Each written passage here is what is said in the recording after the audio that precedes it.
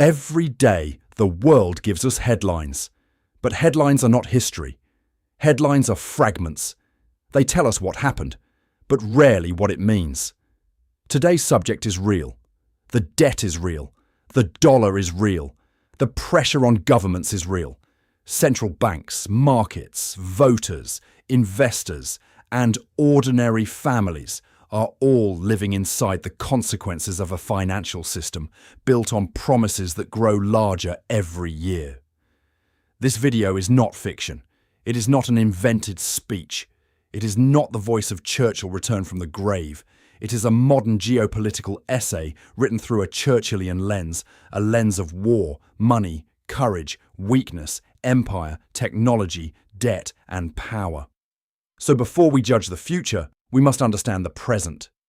And before we understand the present, we must ask the only question that truly matters. What happens to a civilization when its promises become too large to pay? The modern world likes to describe itself as a civilization of technology. We speak of artificial intelligence, semiconductors, satellites, energy grids, electric vehicles, data centers, biotechnology, digital money, global logistics, and markets that move at the speed of light. We speak as if the world were built only by invention, production, military power, and trade. But beneath all of it lies something older, quieter, and more fragile. A promise. A farmer plants because he believes tomorrow will come. A company hires because it believes customers will still exist. A bank lends because it believes repayment is possible. A pension fund buys bonds because it believes the future will honour the obligations of the past. A government borrows because it believes future taxpayers, future growth, and future political stability will be enough to pay for decisions made today. Debt is not merely a number. Debt is a promise with a calendar attached. It is a claim on tomorrow. It is the present reaching forward and demanding that the future send resources back. And when that promise is reasonable, debt can be useful. It can build roads, ports, factories, schools, energy systems, bridges, hospitals, and military strength. It can help nations survive war. It can help households buy homes. It can help businesses expand before they have the full capital to do so. Debt, used wisely, is not a sin. It is a tool. But every tool becomes dangerous when it is mistaken for a miracle. The danger begins when debt is no longer used to build the future, but to escape the present. When governments borrow not only for war, crisis, or investment, but to avoid telling voters that choices have costs. When societies demand services without taxes, security without sacrifice, prosperity without productivity, and comfort without discipline, then debt changes its character. It stops being a bridge. It becomes a mask. It hides weakness. It postpones conflict. It allows politicians to promise more than the economy can honestly carry. It allows the public to feel wealthier than the underlying productive base may justify. It allows a civilization to consume tomorrow before tomorrow has had the chance to exist. That is the deeper meaning of the global debt problem. The issue is not that debt exists. Debt has existed for thousands of years. Empires borrowed. Republics borrowed. Kings borrowed. Merchants borrowed. Cities borrowed. Wars were financed with borrowed money long before the modern Federal Reserve, the European Central Bank, or the International Monetary Fund existed. The issue is scale. The issue is dependence. The issue is whether the modern world has become so accustomed to borrowing that it no longer knows how to govern without it. Today, global debt remains at levels that would have seemed extraordinary in earlier eras. International reporting has shown global debt at more than twice the size of annual world output. The exact number moves with growth, inflation, exchange rates, borrowing and repayment, but the broad reality is unmistakable. The world is carrying a mountain of obligations. Public debt, corporate debt, household debt, mortgage debt, sovereign bonds, bank loans, credit instruments, promises layered upon promises, It is not one country, it is a system. And because it is a system, it cannot be judged by looking at one balance sheet alone. When one government borrows, another institution lends. When one corporation issues debt, some pension fund, bank, insurance company, investor, or foreign reserve manager may own that promise. When one country runs deficits, another may accumulate claims. When one generation borrows, another generation may inherit both the assets and the burden. Debt binds strangers together across time. That is why debt crises are never only financial. They are political. They are moral. They are historical. They ask, who promised what, to whom, and who will pay when the promise becomes too heavy? In the United States, this question has become impossible to ignore. America is not just another debtor. It is the central issuer of the currency around which much of the modern financial world has been built. The United States borrows in dollars, and the dollar is not merely America's national money. It is the operating language of global finance. This gives America enormous power. It also gives America enormous responsibility. For decades, the United States has been able to borrow at vast scale because the world has generally believed in the credibility of American debt, American markets, American institutions, American law, American military strength, and American economic resilience. US Treasury securities became one of the deepest and most liquid markets in the world. They are used as reserves by central banks, as collateral by financial institutions, as safe assets by investors, and as benchmarks for pricing risk across the global economy. A treasury bond may look like a dull instrument, a line of text, a yield, a maturity date, a coupon. But in reality, it is one of the pillars of the world order. It says to the world, lend to the United States and the United States will pay. That belief is one of the most valuable assets any country has ever possessed.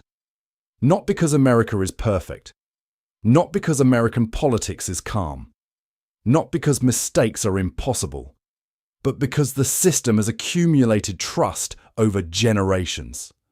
Trust that the debt will be honoured, trust that markets will function, trust that property rights will generally be protected, trust that the dollar will remain usable, trust that, in crisis, there will still be buyers, sellers, courts, banks, payment systems, and institutions strong enough to prevent total disorder.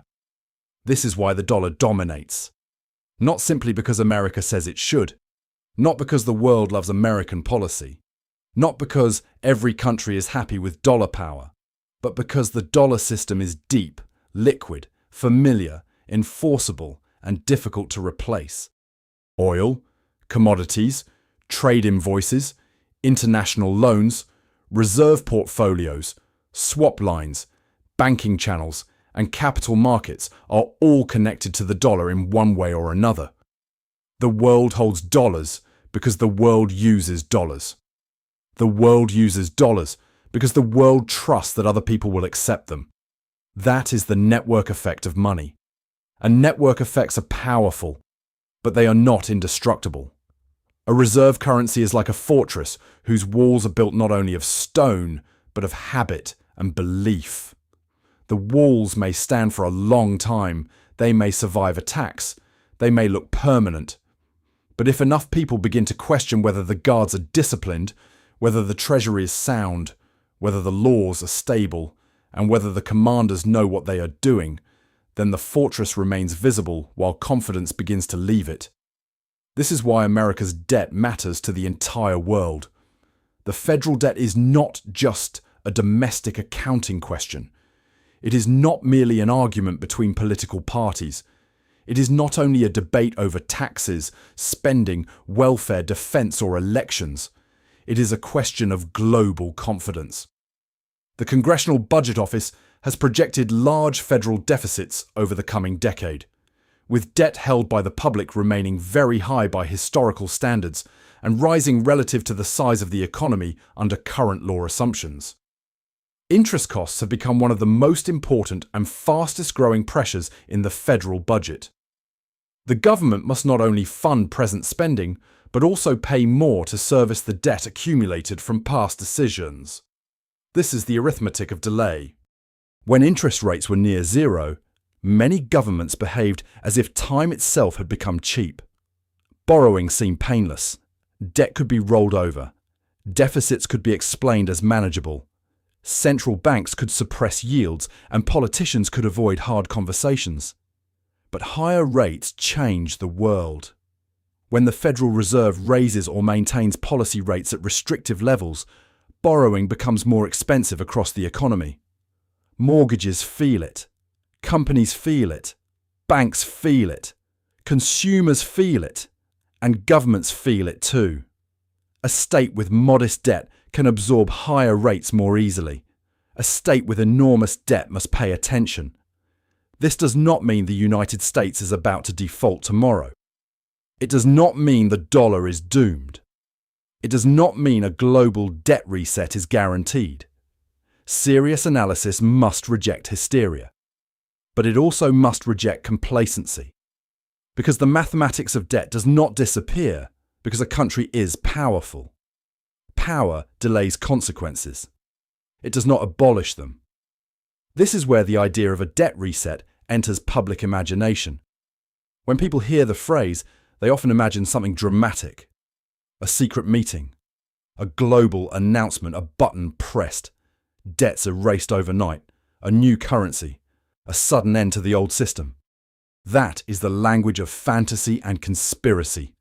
Reality is usually more complex. A debt reset can mean several different things.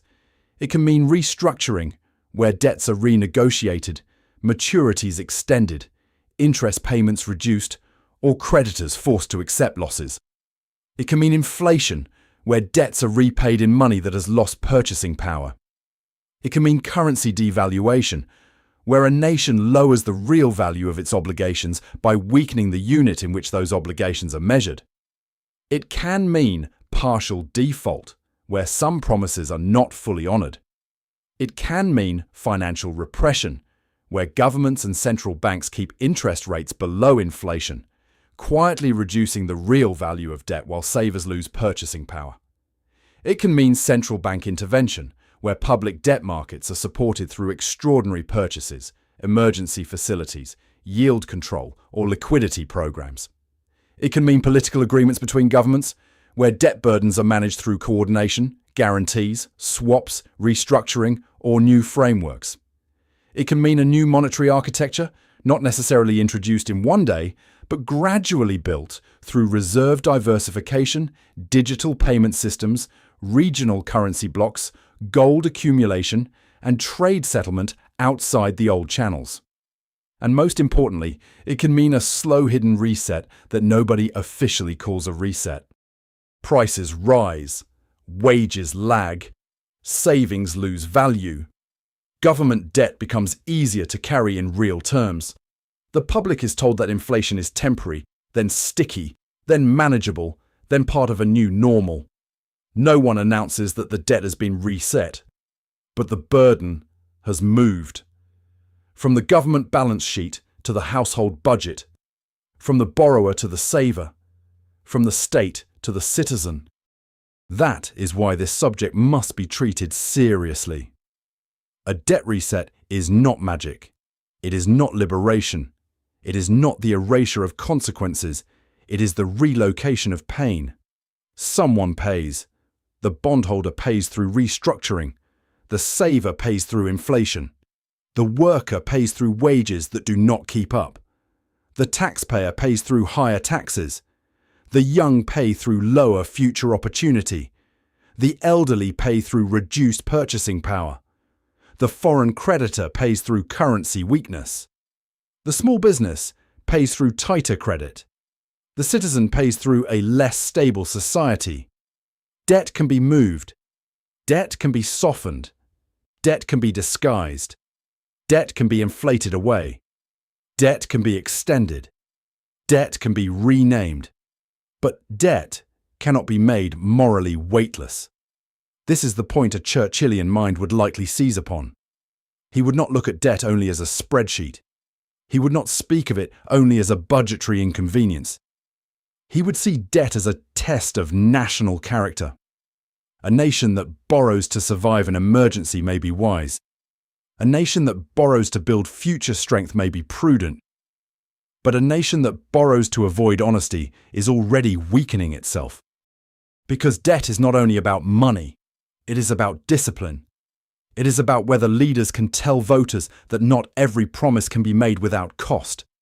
It is about whether citizens can accept that prosperity requires production, saving, investment, and sacrifice. It is about whether a political system can still choose the hard road before the hard road becomes the only road left. Great powers do not decline only because enemies defeat them. They decline when they lose the ability to govern themselves. They decline when comfort becomes policy. They decline when every difficult choice is postponed in the hope that tomorrow will be richer, calmer, and more forgiving. They decline when debt becomes not an emergency tool, but a permanent method of political escape. This does not mean America is doomed. It does not mean the West is finished. It does not mean the dollar will collapse. But it does mean the system rests on something more delicate than most people admit. Trust. Trust that America will honor its debt. Trust that inflation will not become the preferred method of escape. Trust that central banks can defend money without breaking the economy. Trust that political institutions can still act before markets force action. Trust that the dollar remains not only liquid, but credible. Trust that the world's most important borrower still understands the difference between power and permission. Because reserve currency privilege is not a blank check. It is a responsibility disguised as an advantage. The United States can borrow more easily because the world trusts its obligations. But every privilege can be abused. Every advantage can become a temptation.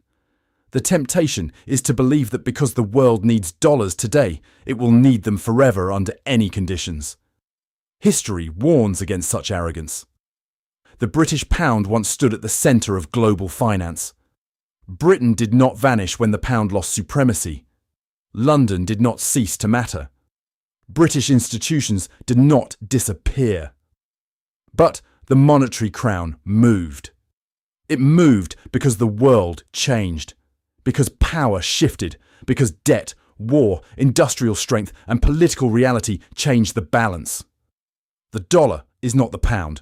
America is not Britain. The 21st century is not the early 20th. But no reserve system is eternal simply because it has existed for a long time. It must be renewed through credibility. And credibility is not renewed by speeches. It is renewed by discipline. That is why the global debt debate is really a debate about the future of trust. If the world believes debt can be managed through growth, reform, productivity, and responsible policy, the system may remain strained but stable. If the world believes governments will choose inflation, repression, devaluation, or repeated intervention instead of hard reform, the system may continue functioning, but with less confidence.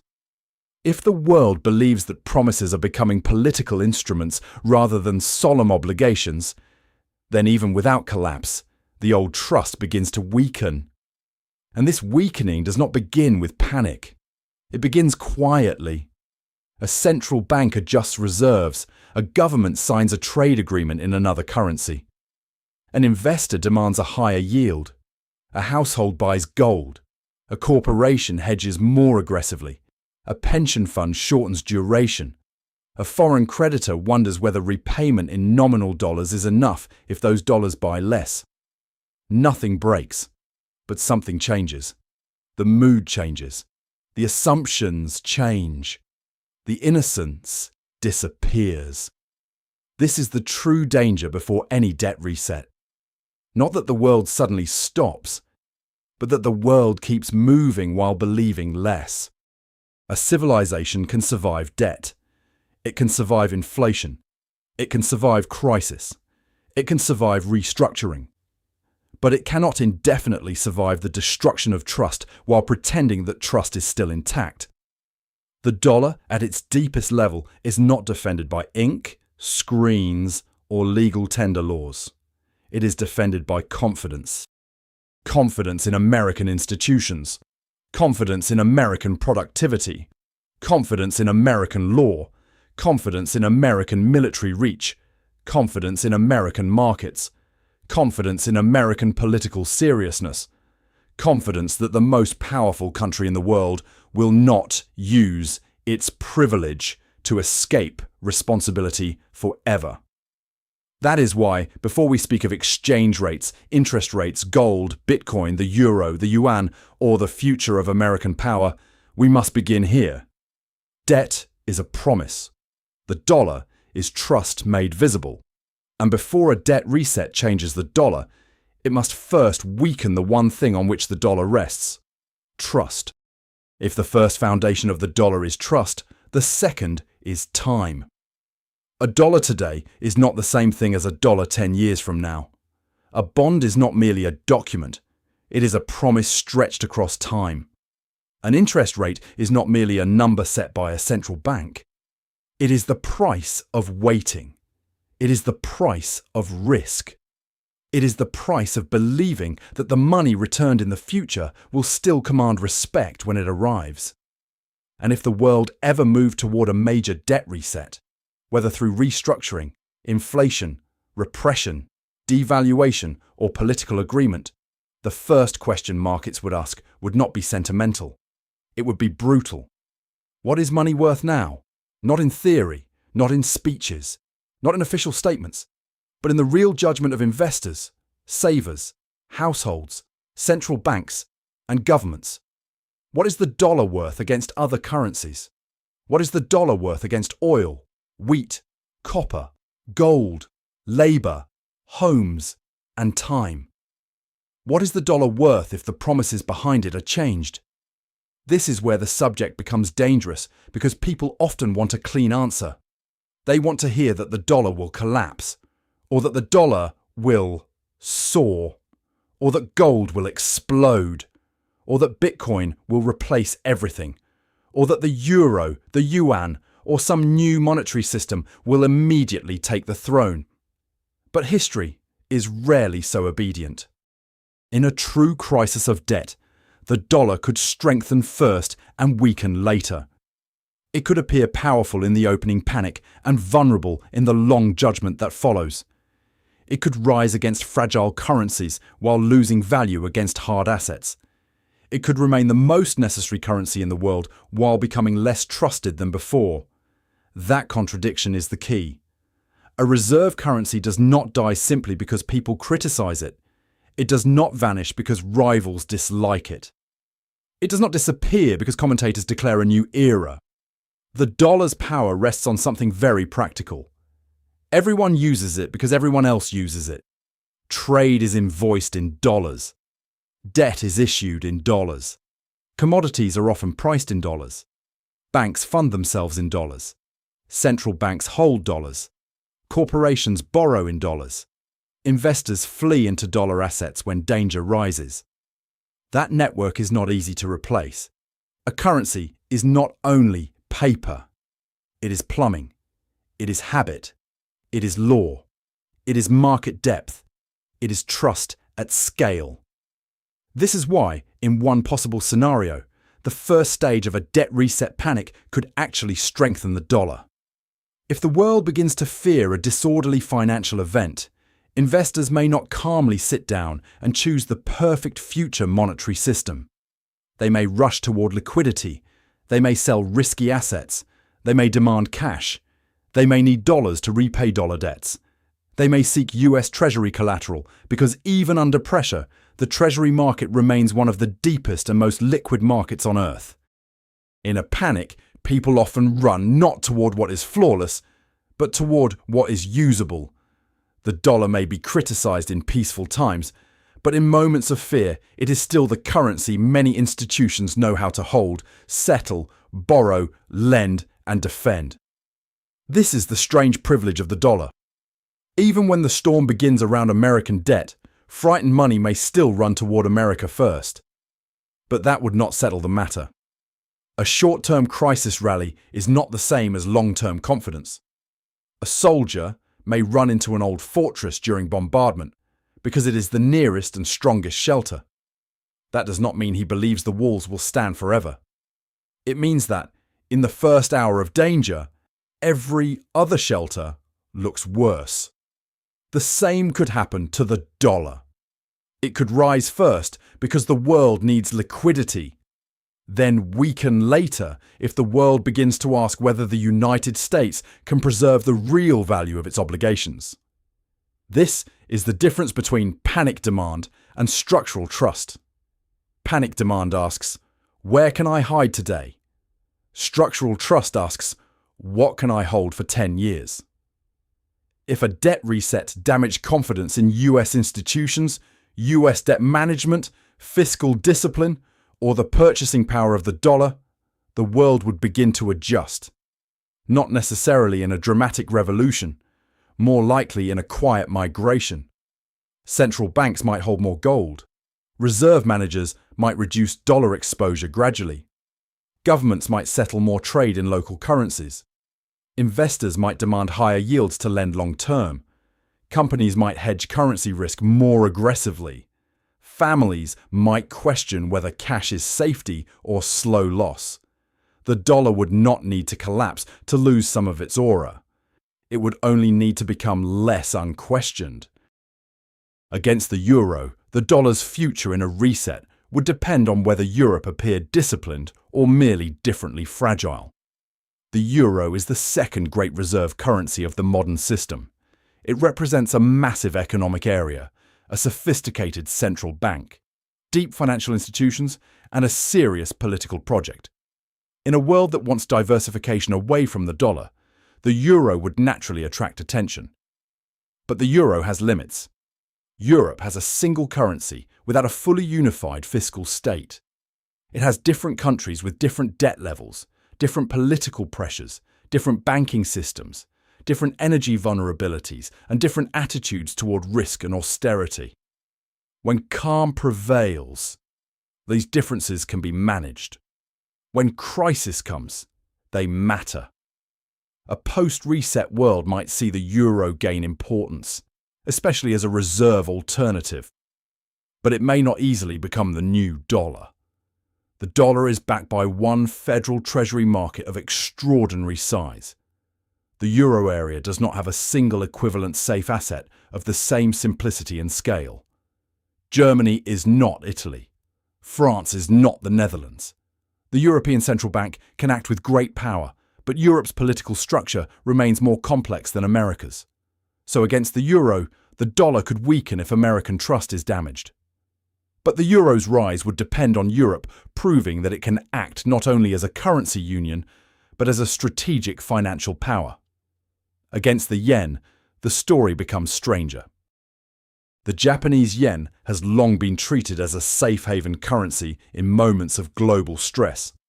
In crises, it can strengthen because of capital repatriation, investor positioning, and the unwinding of carry trades. But Japan also carries one of the highest public debt burdens among advanced economies. It has lived for decades with low growth, low rates, demographic pressure, and extraordinary central bank intervention. So the yen could rise in a panic and still not represent a clean replacement for the dollar. It may behave like a refuge in a storm, but not like the foundation of a new global order. Against the pound, the dollar would face a currency with history, prestige, and a powerful financial centre behind it. But Britain's story is also a warning. The pound was once the currency of empire. It was once the language of global trade and finance. It stood behind the age when Britain's navy, banks, merchants, and institutions shaped the world. Then power shifted, not overnight, not in one dramatic moment, but through war, debt, exhaustion, and the rise of a larger economic power across the Atlantic. The pound did not disappear. London did not vanish. Britain did not cease to matter. But the pound no longer ruled the monetary world. A Churchillian mind would understand this with terrible clarity. Reserve currency status is not a divine right. It is a crown that must be defended by productive strength, fiscal seriousness, military power, legal credibility, and national discipline. The dollar does not have to repeat the pound's path, but the pound proves that monetary supremacy can fade. Against the Swiss franc, the dollar would face a currency associated with caution, stability, and safe haven psychology. In a trust crisis, the Swiss franc could attract capital, but Switzerland is too small to absorb the world's reserve needs. It can be a fortress, not an empire, a vault, not a global monetary ocean. Against the yuan, the story becomes geopolitical. China would almost certainly use any American debt crisis or dollar crisis as an argument for a more multipolar financial world. It would say that no single nation should control the dominant reserve currency. It would encourage more trade settlement outside the dollar. It would expand payment channels, bilateral agreements, and regional financial influence. And in some areas, this would work. China is a great trading power. Many countries do business with China. Some may prefer to settle more trade in yuan, especially if they want to reduce exposure to US sanctions or dollar funding pressure. But a currency does not become a true reserve currency merely because a powerful government wants it to. Foreigners must trust it. They must believe they can move money freely. They must believe they can sell assets when they need to. They must believe legal claims will be respected. They must believe policy will be transparent enough to price risk. They must believe capital controls will not trap them. This is where the yuan faces limitations. China's currency may become more important. It may become central in certain trade corridors. It may be used more often between countries seeking alternatives. But replacing the dollar as the dominant reserve currency would require a level of openness, convertibility, legal confidence, and market depth that cannot be created by slogan. Power can force usage. Trust must be earned. Against commodity-linked currencies, the reset could bring volatility rather than simple strength. Currencies tied to oil, gas, metals, agriculture, and raw materials may benefit if inflation rises and the world seeks protection in real goods.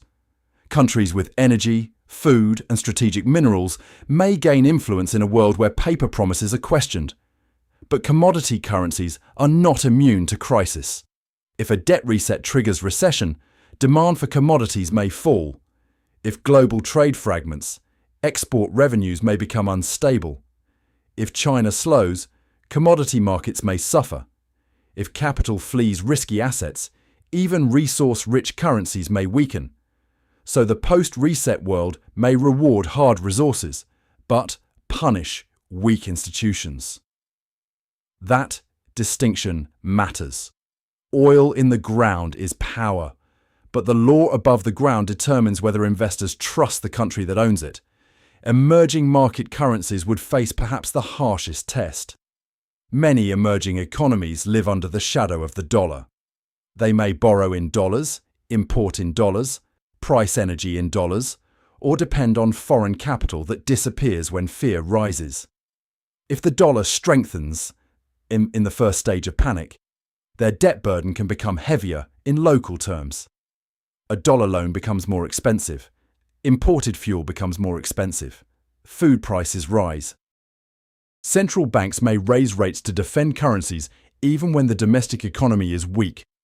This is how a crisis in global finance becomes a crisis in kitchens, factories, bus stations, and voting booths. A currency crisis is not abstract. It arrives as higher fuel prices, higher bread prices, higher rent, higher loan payments, lower confidence, less credit, more anger. And when ordinary people suffer through money, politics changes. This is why interest rates are central. Interest rates are often presented as technical policy.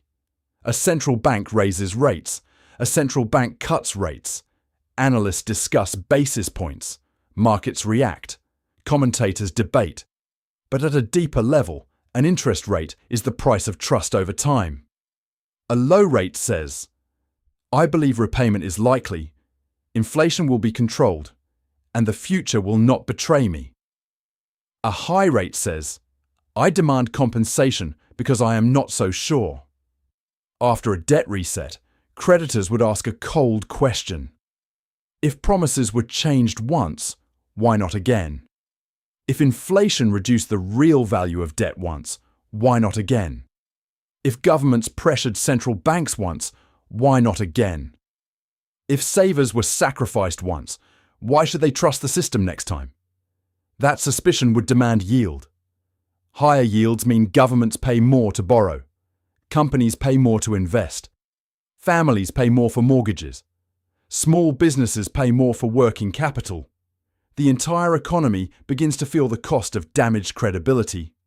But governments with heavy debts cannot easily tolerate high rates. This creates the iron trap. If rates rise too far, debt servicing becomes dangerous. Budgets tighten. Banks weaken. Housing markets suffer. Political pressure grows. But if rates are held artificially low while inflation remains elevated, savers are punished. Currencies may weaken, and people begin to flee money itself. One road leads to visible pain. The other leads to hidden confiscation. That hidden confiscation has a name: financial repression. It sounds technical, almost harmless, but its effect is deeply human. Financial repression means that governments and central banks keep interest rates below inflation, encourage or pressure institutions to hold government debt, regulate capital flows, and use the financial system to reduce the real burden of debt over time. No one needs to announce that savers are being taxed. The bank account tells them slowly. The pension tells them slowly. The grocery bill tells them immediately. If inflation is higher than the interest earned on savings, the saver loses purchasing power even while the number in the account rises. This is how debt can be reduced without open default. The government pays back the money, but the money buys less. The promise is honoured in form and weakened in substance. A controlled reset could look exactly like this. Governments coordinate. Central banks manage yields. Inflation remains higher than the old comfortable target, but not high enough to be called complete chaos. Officials speak calmly. They use phrases like stability, transition, resilience, liquidity, macroprudential tools, temporary measures, and extraordinary circumstances. Markets are reassured. The public is told that the system is being protected. And perhaps, in one sense, it is. But the cost does not vanish. It is moved from the state to the saver, from the debtor to the creditor, from the government balance sheet to the household budget, from official default to purchasing power loss. This is why inflation is not merely an economic statistic. Inflation is a social event. It rearranges society. It rewards some forms of debt and punishes some forms of prudence. It can help a homeowner with a fixed mortgage while crushing a renter whose wages lag behind prices. It can benefit asset owners while weakening wage earners. It can reduce public debt ratios while making citizens feel poorer, angrier, and more betrayed. It can turn speculation into a survival instinct. It can make patience look foolish and leverage look wise. And when a society reaches that point, money stops feeling like a neutral tool. It becomes a battlefield. In an inflationary reset, the dollar may not collapse in one cinematic scene. There may be no single day when the old system ends. Instead, the reset may arrive through ordinary life becoming more expensive every year. The exchange rate may move. But the deeper exchange rate is between labour and survival. How many hours of work buy rent? How many weeks of wages buy a car? How many years of saving buy a home? How much retirement security does a pension still provide? How much food does a paycheck command? That is the true currency test. Not only dollar against euro, not only dollar against yen, but dollar against life. In a disorderly reset, the process would be more violent. Markets could lose faith quickly. Bond yields could spike. Currencies could move sharply. Central banks could intervene. Governments could impose controls. Banks could demand emergency liquidity. Credit could freeze. Political leaders could accuse markets of sabotage. Markets could accuse governments of irresponsibility. And ordinary people would be caught between the two. In such a scenario, the dollar's behaviour could be contradictory. It might surge against emerging market currencies because global debtors need dollars. It might weaken against gold because investors distrust paper promises. It might rise against the euro in one phase and fall in another.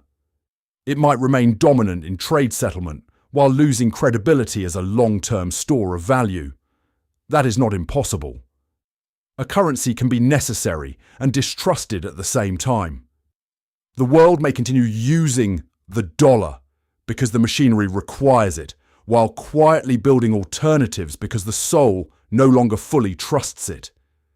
This is how reserve systems change, not always by revolution, often by erosion, by hedging, by diversification, by reserve managers adjusting a few percentage points at a time, by trade agreements written differently, by central banks buying more gold, by countries creating regional payment networks, by investors demanding slightly higher compensation, by institutions asking quietly, what if the old centre is no longer as safe as it once was? Gold would likely become more important in such a world. Not because gold is magic. Not because gold produces income. Not because it can feed a family by itself. But because gold is no one's liability. A treasury bond is America's promise. A euro bond is Europe's promise. A bank deposit is a bank's promise. A currency is a state's promise. Gold is different. It stands outside the chain of promises. That is why, in moments when trust in debt weakens, gold often regains symbolic and practical power. Central banks may hold it, not because it's efficient, but because it's final. It does not require another government to keep its word. Bitcoin would enter the debate from another direction. Some would view it as digital scarcity, a rebellion against monetary debasement, a hedge against financial repression and capital controls.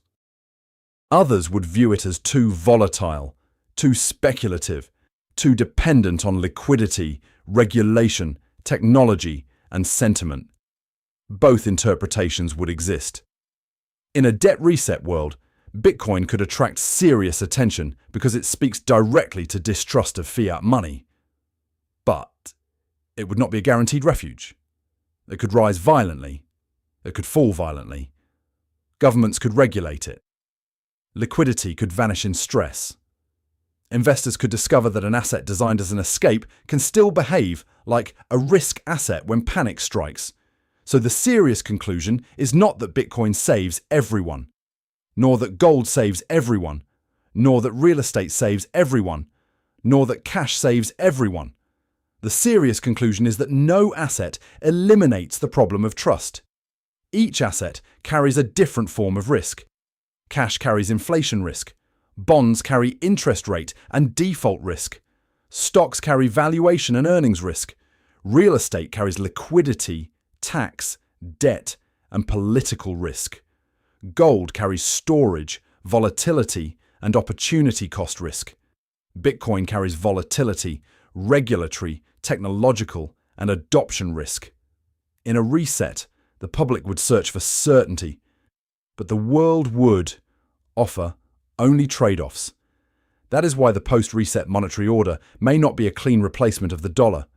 It may be a fragmented landscape, a dollar zone, a eurozone, a yuan-centered trade network, more gold in reserves, more bilateral settlement, more commodity-linked agreements, more regional payment systems, more digital infrastructure, more hedging, more suspicion. Not one throne replacing another. A broken crown divided among many hands. This is perhaps the most realistic scenario. The dollar remains first, but less alone. The euro becomes more important, but not supreme. The yuan expands in trade, but remains limited by trust and convertibility. Gold becomes more respected, but does not become daily money. Bitcoin becomes louder, perhaps more relevant, but remains volatile and contested. Commodity powers gain leverage, but suffer cycles. Emerging markets seek independence, but remain vulnerable to dollar funding stress. The world becomes less global and more regional, less efficient and more political, less trusting and more defensive. And in such a world, the price of money would rise. Not always through official rates, sometimes through risk premiums, sometimes through inflation, sometimes through weaker currencies, sometimes through capital controls, sometimes through lost opportunity. Because suspicion is expensive. Trust lowers the cost of capital. Distrust raises it. Trust allows long-term investment. Distrust shortens horizons. Trust lets nations borrow in storms. Distrust makes every storm more dangerous. This is why a debt reset cannot be judged only by whether it works on paper. A government may reduce its debt ratio, a central bank may calm the market, an agreement may prevent default, a currency may stabilise. But if trust has been damaged, the cost continues long after the announcement. Creditors remember, savers remember, workers remember, foreign governments remember, markets remember, history remembers. And once people learn that promises can be changed when the burden becomes too heavy, they do not forget. They demand protection. They demand yield. They demand alternatives. They demand control. They demand escape. That is the true aftermath of a debt reset. Not simply weaker or stronger currencies. Not simply higher or lower interest rates. Not simply gold up, Bitcoin up, dollar down, euro up. Those are shadows on the wall. The deeper event is the movement of trust, from one place to another, from paper to assets, from global systems to regional systems, from promises to collateral, from confidence to caution. And once that movement begins, it can reshape the world quietly before the public understands what has happened. The dollar may survive. America may remain powerful. The world may continue trading. Markets may continue functioning. But the innocence of the old system would be gone. Debt can be erased from paper. It can be inflated away. It can be restructured. It can be extended. It can be buried beneath central bank policy. It can be hidden inside controlled interest rates. But the cost never disappears. It moves. From creditor to debtor. From saver to borrower. From taxpayer to bondholder. From worker to asset owner. From one generation to the next. From visible default to invisible inflation. That is why a debt reset is not liberation. It is allocation. It decides who pays for the promises that could no longer be carried honestly. And the hardest truth is this. The people least responsible for creating the debt are often the people least able to escape its consequences. The ordinary worker, the young renter, the pensioner, the small business owner, the saver, the family trying to live carefully while governments live beyond discipline. A debt reset may begin in bond markets, but it ends in daily life. It begins with governments, but it ends with households. It begins with numbers, but it ends with trust. And that is why the next question is larger than the dollar's exchange rate. It is larger than the Federal Reserve. It is larger than gold, Bitcoin, or any single currency. The final question is what such a reset would do to American power, to ordinary people, and to the moral authority of a civilization that promised more than it was willing to pay.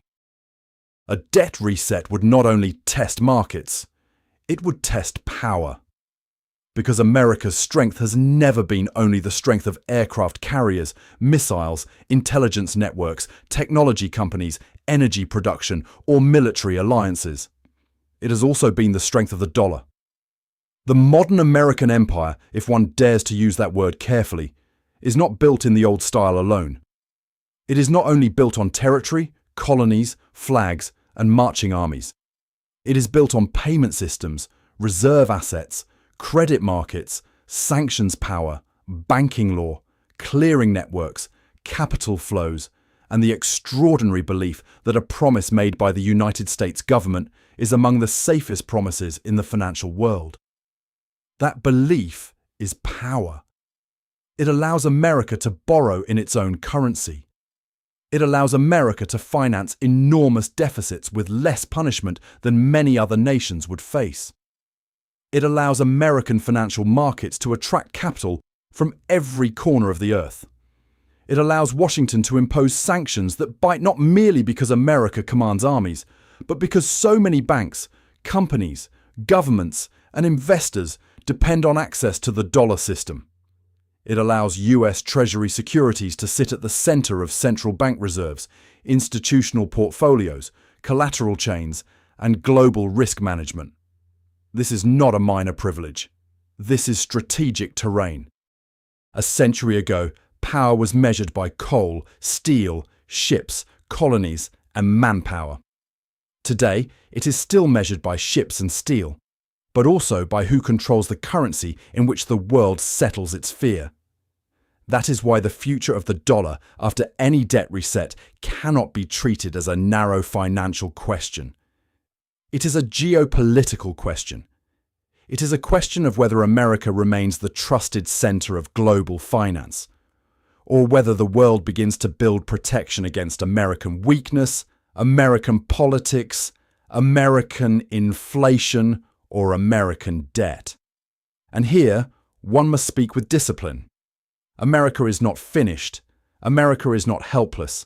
America is not a decaying shell waiting to be replaced tomorrow morning by some neat and simple alternative. That would be shallow analysis. The United States still possesses advantages that most nations would envy. It has the deepest capital markets in the world. It has world-class universities. It has extraordinary technology companies. It has energy resources. It has military reach. It has demographic advantages compared with many aging developed economies.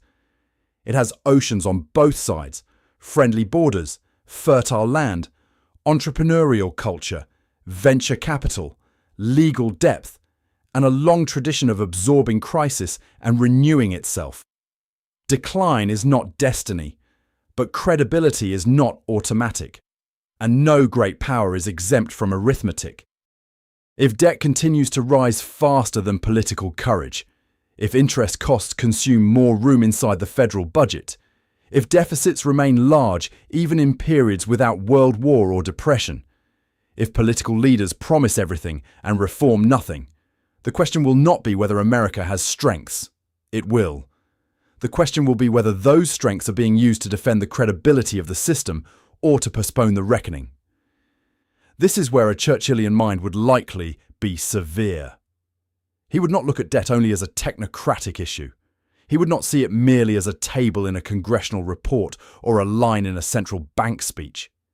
He would see it as a test of national seriousness. A nation that cannot say no to itself is not yet defeated, but it is in danger. A nation that borrows to invest in victory, infrastructure, productive capacity, and resilience may emerge stronger. But a nation that borrows to avoid choices may discover that debt is not a servant. It becomes a master. The danger is not simply bankruptcy in the crude sense. Great states rarely fall like small businesses. They do not simply close their doors, sell their furniture, and disappear. They bend the rules. They tax. They inflate. They restructure. They regulate. They pressure institutions. They ask central banks to do what elected leaders refuse to do. They turn emergency measures into permanent machinery. They transfer costs quietly from the visible budget to the invisible suffering of households. This is why the phrase debt reset must be handled carefully. It does not mean the world wakes up one morning and all obligations are magically gone. It does not mean a secret room of bankers simply deletes the past.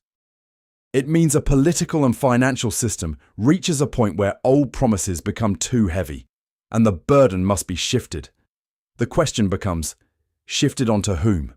Onto bondholders, onto taxpayers, onto savers, onto workers, onto pensioners, onto foreign creditors, onto future generations, onto ordinary families through inflation. Every reset has casualties. Even a controlled reset has costs. Even a polite reset has losers. Even a reset described in elegant language carries a moral violence beneath the surface, because someone trusted a promise, and that promise is changed. For America, the geopolitical consequences would begin with the reserve system. If confidence in US debt weakened meaningfully, foreign governments and central banks would not necessarily abandon the dollar in one dramatic act. More likely, they would diversify gradually, quietly, politely, in the language of reserve management, not revolution. They might hold more gold. They might increase exposure to other major currencies. They might use local currencies in bilateral trade where possible. They might build regional payment systems. They might reduce the share of dollar assets at the margin. They might continue using treasuries, but with less innocence. And in global finance, even a small change in belief can have large consequences over time. The dollar does not need to be destroyed to become less dominant. It only needs to become less unquestioned. That is the more realistic danger. Not a sudden funeral for the dollar. A slow demotion. A world in which the dollar remains central, but no longer sacred. A world in which countries still need dollars, but increasingly resent that need. A world in which rivals argue that American debt proves the system is unstable. A world in which allies continue to cooperate with Washington, but quietly insure themselves against Washington's fiscal politics. A world in which the dollar remains the largest pillar, but more nations build smaller pillars around it. That world would be more fragmented, less efficient, more expensive, more suspicious, and more political. Sanctions power would also be affected. The United States has often been able to use financial sanctions because access to the dollar system matters. If a bank, company, or government can be cut off from dollar clearing, global financing, and major Western markets, the punishment can be severe. But sanctions power depends partly on the absence of good alternatives. If more trade routes, payment systems, reserve structures, and currency blocks develop outside the dollar, sanctions may still matter, but they may become less absolute. This does not mean America loses financial power overnight. It means the cost of using that power could rise. Every time the dollar system is used as a weapon, some nations ask whether they should reduce vulnerability to that weapon. Every time American fiscal politics appears unstable, some nations ask whether they should reduce vulnerability to American debt. Every time inflation damages purchasing power, some investors ask whether the safest asset is safe in nominal terms but dangerous in real terms. These questions do not instantly overturn the world, but they accumulate. And history often changes first in the quiet behaviour of institutions before it appears in the loud language of politics. Central banks buying more gold is not merely an investment decision. It can be a statement of caution. It can mean that states want an asset outside the liability of another government. Gold does not replace the dollar in daily trade. It does not settle the world's invoices. It does not finance global credit in the same way treasuries do. But it performs a different role. It is an anchor when paper promises are questioned.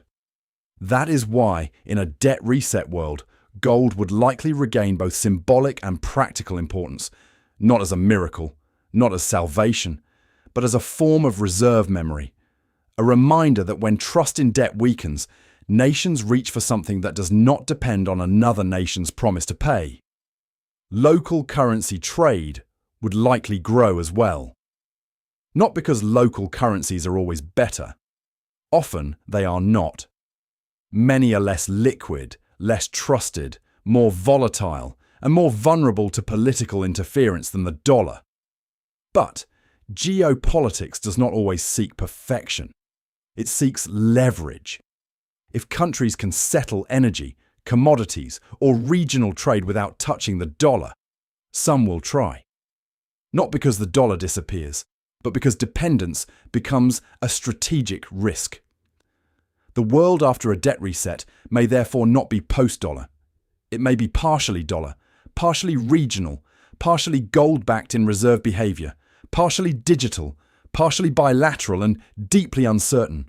A mosaic rather than a monarchy. That kind of world would have consequences for America. Borrowing could become more expensive if investors demand greater compensation for fiscal risk. The federal budget could face harsher trade-offs. Military spending, social programs, healthcare, pensions, infrastructure, tax policy, and interest payments would compete more aggressively for space. The public would discover that money spent on interest cannot be spent twice. A dollar paid to service yesterday's borrowing is a dollar not available for tomorrow's ambition. This is one of the great political dangers of excessive debt. It narrows the future. It makes government less flexible. It forces leaders to choose between promises that were all made separately, but must be paid together. Military strength requires money. Social stability requires money. Technological leadership requires money. Infrastructure requires money. Debt service requires money. At low interest rates, this tension can be hidden. At higher rates, it becomes visible. And when it becomes visible, politics becomes harsher. Citizens ask why taxes rise. Workers ask why wages do not keep up. Pensioners ask why retirement feels less secure. Young people ask why homes are unaffordable. Businesses ask why credit is expensive. Voters ask why the richest nation on earth feels financially trapped. This is how debt moves from spreadsheets into the soul of a country. It changes the national mood. It turns patience into anger. It turns compromise into suspicion. It turns every budget into a battlefield. It allows demagogues to promise painless answers.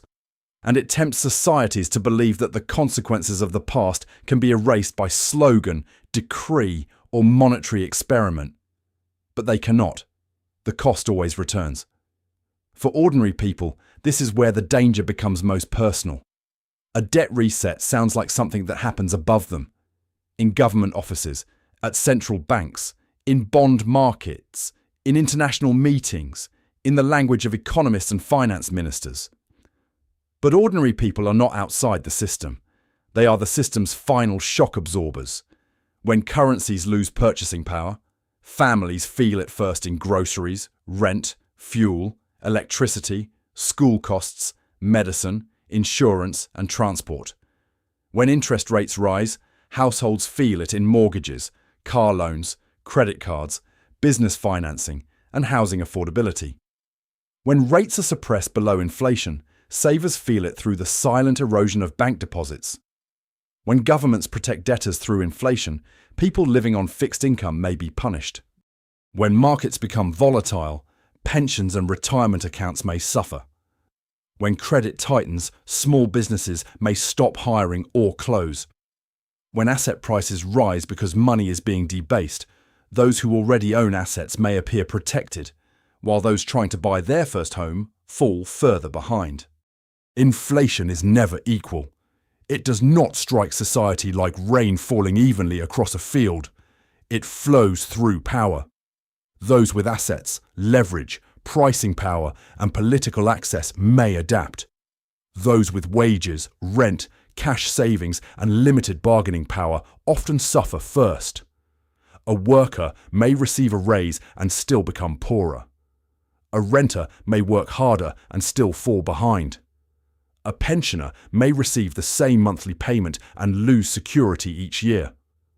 A small shop may raise prices and still fail because suppliers raise prices faster. A family may keep money in the bank and discover that safety in nominal terms was danger in real terms. This is the cruelty of monetary disorder. It makes honest behaviour feel foolish. It makes speculation tempting. It tells people that saving is punishment and gambling is prudence. It drives the public toward extremes. Some rush into assets they do not understand. Some cling to cash and watch it lose value. Some borrow recklessly. Some distrust every institution. Some become vulnerable to fantasies, scams, false profits, and financial slogans. This is why a serious discussion of a debt reset must be morally careful. It must not sell panic. It must not promise salvation through one asset. It must not say that gold will save everyone. It must not say that Bitcoin will save everyone. It must not say that real estate will save everyone. It must not say that cash is always safe. It must not say that stocks are always safe.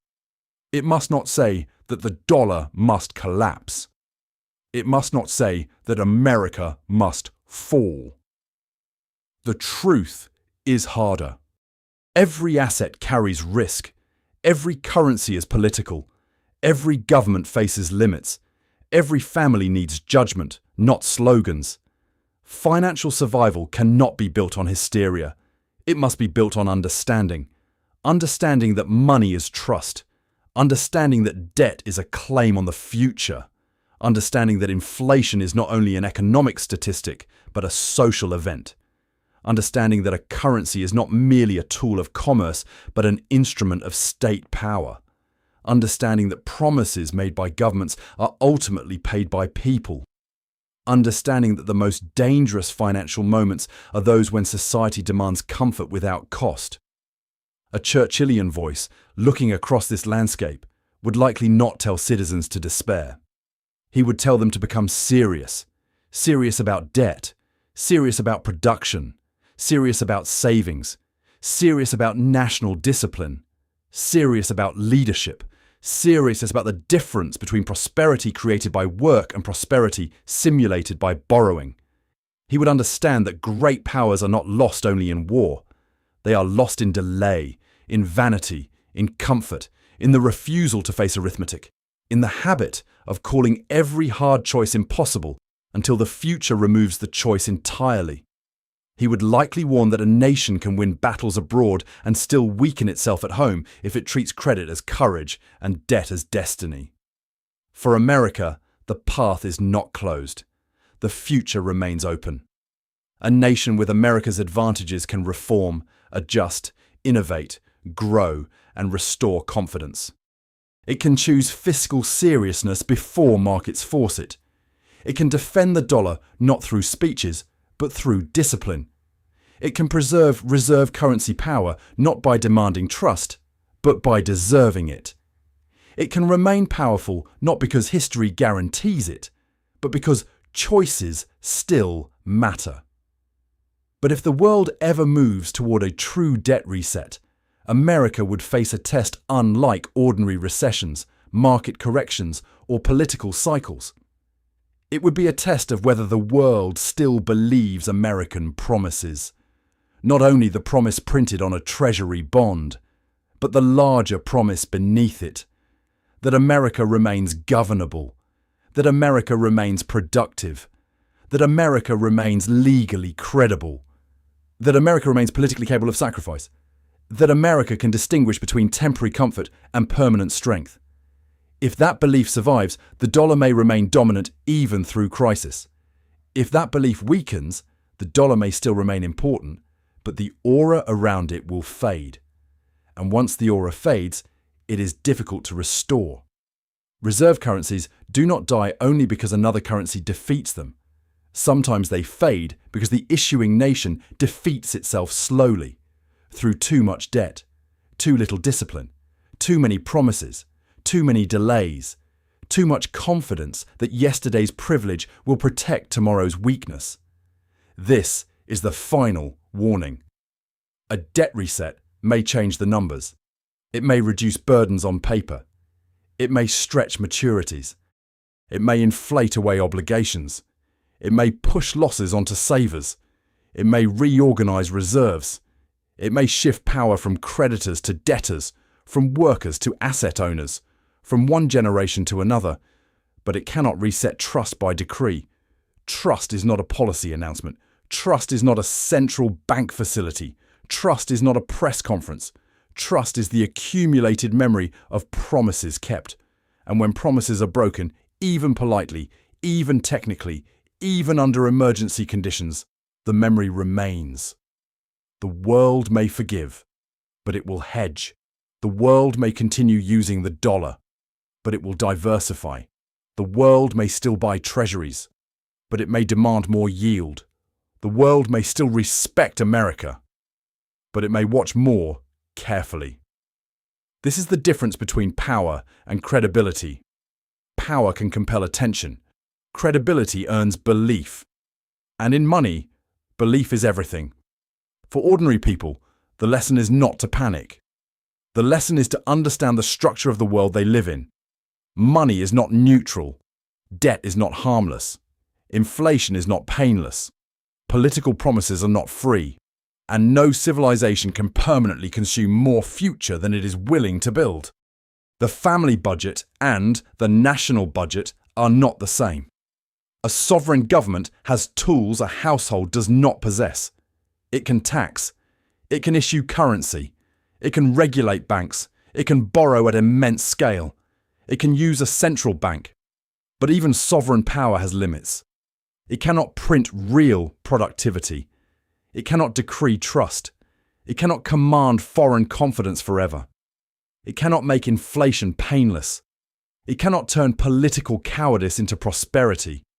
It cannot erase consequences. That is why the debt question is ultimately not about accounting. It is about character. The character of governments, the character of institutions, the character of voters, the character of leaders who must decide whether to tell the public the truth before the truth becomes unavoidable. A civilization cannot borrow courage. It cannot print discipline. It cannot reset trust by decree. A debt reset may change the numbers, but it cannot erase the consequences of years of weakness. The future belongs not to those who panic, but to those who understand money, power, patience, and responsibility before the storm arrives.